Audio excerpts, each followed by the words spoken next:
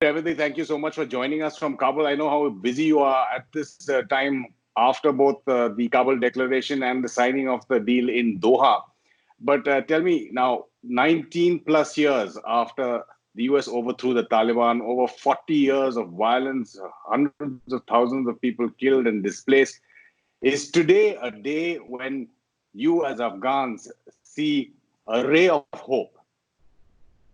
Yes, it's actually a historic day in Afghanistan because after 19 years of bloodshed in the war between the US and the Taliban, the two sides finally signed a peace agreement. Most of the people see this as an opportunity for peace in Afghanistan. Although there are concerns about the Taliban, about their behavior after they come to power again, maybe, and after the intra-Afghan negotiations, but most of the people are hopeful that this can open a door for a better future, for a different future for Afghan people. Again, when we look at both the deal that was signed and the Kabul declaration, as expected, the four pillars that Ambassador, Special Representative of the US, Zalmay Khalilzad, had laid out. That is, of course, counterterrorism guarantees. You had conditional withdrawal of foreign forces, intra-Afghan talks, which hopefully lead to some kind of an inclusive government formation, and then a complete permanent and complete ceasefire. Those were things that are known. If you look at some of the issues that have come up now, it's a complete withdrawal. When you're talking about conditional withdrawal, 8,600 troops from 13,000 within 135 days, and complete withdrawal, again conditional, within 14 months. Yes, actually, this is the most important thing for the Taliban. And perspective of the Taliban, this is their victory. But actually, NATO Secretary General, which was in Kabul today, and also US Secretary of Defense, Mr. Esper, stressed several times that they will not leave Afghanistan if the Taliban do not comply with their commitments. The NATO Secretary General said that if they see no progress, they will not go and they will stay in Afghanistan. The withdrawal is conditions based. It's conditioned on the Taliban's commitments to fight terrorism and to cut their ties with Al Qaeda and other terrorist groups. When you're talking about that, the conditional withdrawal, 14 months, a complete withdrawal, and if you look at what has been assigned there, you're not only talking about troops, you're talking about, say, non-diplomatic service personnel. Is America not going to leave any residual force, whether it's counterterrorism or for training? No, actually, the US and the NATO said that they will fight terrorism in Afghanistan, namely Al Qaeda and ISIS. They said that they will continue their commitment to assist and help Afghan security forces to fight these terrorist groups. So there may be some annexes in the US Taliban deal about how they will fight terrorism, especially ISIS-K and Al Qaeda. But we don't know about the exact annexes and exact details of counterterrorism in Afghanistan after the peace deal. But in these 14 months, Afghans have to come together and start intra-Afghan negotiations with the Taliban. So if that succeeds, there will be an Afghan government which can decide if they want the help of the US or NATO in fighting terrorism in Afghanistan. That all-inclusive negotiating team. Now, there are problems with that. NSA Mohib on Tolo itself has said that hasn't been decided who all are part of that. It's a process. Abdullah also on your channel saying that today he attended as the chief executive, but it doesn't change his position as far as the elections go. So there is a worry that maybe the inclusive nature of this negotiating team might have some roadblocks within Afghanistan. Actually, this is the biggest challenge in front of Afghans, making an inclusive team for the negotiations with the Taliban. Some sources in the government say that the negotiating team will be a government-led team and a team consisting of the members of the government, but they will answer to a big board of politicians, which will be consisted not from only from the government but from other political parties and forces. Maybe there will be different paths, like a different path for the election problems and challenges and differences between President Ghani and Chief Executive Abdullah, and a different path for peace and negotiating with the Taliban. But we have to wait for 10 days to see how kind of a team the government wants to send for negotiations with the Taliban. But the US, NATO, and other countries have stressed that the team should be inclusive. So there will be no rejection with any possible deal of the government and the system with the Taliban.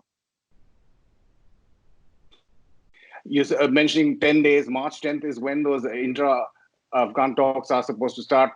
They will happen in Oslo. We believe Secretary Pompeo is also going to, and Secretary Esper will be briefing Donald Trump in the White House and then coming back to Kabul. So a lot of movement there. But in the interim, there is also the exchange of prisoners. 5,000 on the Taliban side and 1,000 from the ANDSF and other government forces, which is supposed to happen before the intra-Afghan talks begin? Actually, the prisoner swap is seen as a confidence-building step before the negotiations officially start. The government has said previously that they will not free Taliban prisoners before the negotiations with the Taliban. But as we see in the US-Taliban deal, it's a step for confidence building and starting the intra-Afghan negotiations.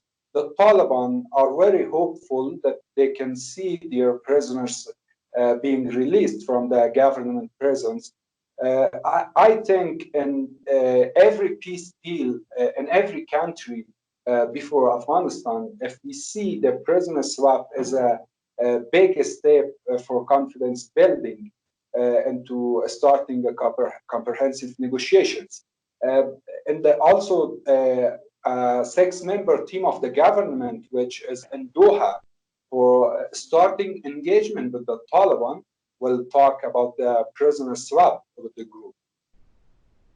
We saw India was one of the first countries to recognize and congratulate President Ghani on the IC naming him as the victor in the first round. The foreign secretary was in Kabul and he met from President Ghani to Amrullah Saleh, to Abdullah, to Mr. Mohib, the NSA as well, to the finance minister. How do you see India's role in this whole process? If we see India's role in Afghanistan's peace process, actually we can say that this process has just only started. So we need the assistance and the support of all regional countries, neighboring and regional countries, to be successful in the peace process. India, with its financial support to Afghanistan during past 19 years, has gained the status of a supporting country for Afghanistan, for the new Afghanistan. So the future Afghanistan after the peace deal will also need the political and financial support of India and other countries. Also, there's a hope between people, among the people, that the peace process in Afghanistan can be a good point for India and Pakistan to try to be able to work on their differences. So it will benefit not only India and Pakistan, but also Afghanistan. In the elections, in the presidential election, I think that most of the countries say that they take note of the announcement of the election results and the winning of announcement of the winning of President Ghani, but he has not made his new government. So we have to wait for 5 days more after the start of negotiations with the Taliban to see that the new government of Afghanistan, leading by President Ghani, takes oath. Both those parallel so-called inaugurations were postponed because of developments in Doha and in Kabul. You were mentioning possibility of a parallel track of resolving the election process and having intra-Afghan talks. As far as the election process goes, do you visualize something happening again like what happened in 2014? Because that's what it seems like in terms of what Abdullah and other opposition politicians want. Actually, that's not the thing that the people want. That is not the thing that Taliban could wait for another 5 term of a national united government. Also, the 14 months period for all US and NATO troops withdrawal from Afghanistan means that the government and the Taliban and other political parties have not so much time to come together and make an agreement, reach to a comprehensive agreement. So it means that President Ghani may not see himself that he will be in power for 5 more years or make a national united government with Chief Executive Abdullah. But they have to make a powerful board of negotiations with the Taliban.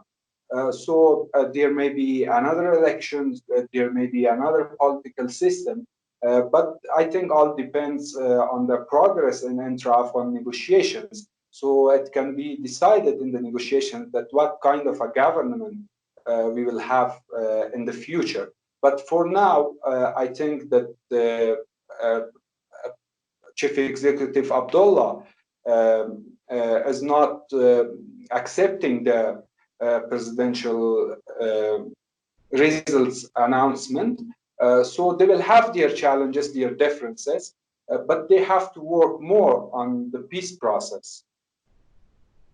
Well, the good news is, apart from the signing in Doha, I mean, on the ground, the U.S. State Department in a background briefing has said that the reduction of violence will continue through this period, even through the next 10 days and possibly even more. And that, for the Afghan people, is the best outcome, I think, for now, till they get a comprehensive ceasefire. Shabeer Ahmadi, thank you so much for joining us from Kabul. Tashakur. Thank you.